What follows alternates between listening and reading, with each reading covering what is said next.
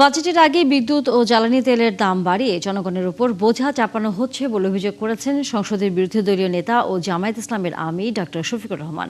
এর প্রতিবাদে বৃহস্পতিবার সারা দেশে বিক্ষোভ কর্মসূচি পালনের ঘোষণা দিয়েছেন তিনি। এদিকে ফ্যাসিস্ট কায়দায় ইসলামী ব্যাংক দখল করা হয়েছে অভিযোগ তুলে গ্রাহকদের সাথে আন্দোলনে অংশ নেওয়ার কথা জানিয়েছেন তিনি। শাহেদুজ্জামান সাকিবের রিপোর্ট।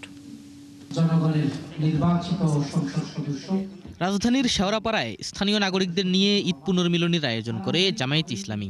প্রধান অতিথি হিসেবে যোগ দেন এই এলাকার সংসদ সদস্য ও সংসদের বিরোধী দলীয় নেতা ডাক্তার শফিকুর রহমান। সবাইকে ঈদের শুভেচ্ছা।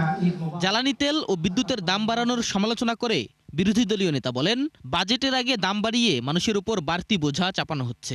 এক মাসের কম সময়ের ভিতরে আবার 3টা আইটেমে প্রায় 5 টাকা করে লিটার প্রতি আবার বাড়িয়ে দেওয়া হয়েছে এবং আজকে আবার বিদ্যুতের দাম প্রায় 17% বাড়ানো হয়েছে। তো এই মরা মানুষগুলো এত বোঝা বহন করবে কিভাবে?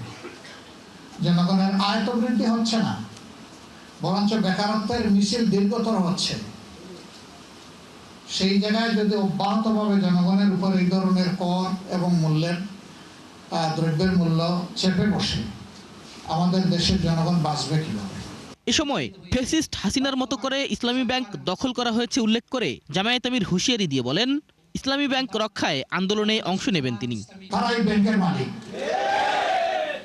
এই ব্যাংকের ক্ষতি হবে আর তারা চুপ করে বসে থাকবে এটা আশা করবেন না। আমি বলেছি যে আগামী দিন আমিও নামবো ইনশাআল্লাহ। একটা শেয়ার থাকলে আমি এই ব্যাংকের মালিক, 10 টাকা ডিপোজিট থাকলে আমি এই ব্যাংকের মালিক।